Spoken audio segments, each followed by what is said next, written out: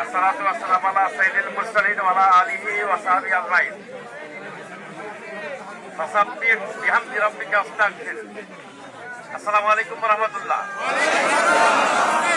আমার মুসলিম ভাইদের জন্য আমার আন্তরিক শুভেচ্ছা, আদাব।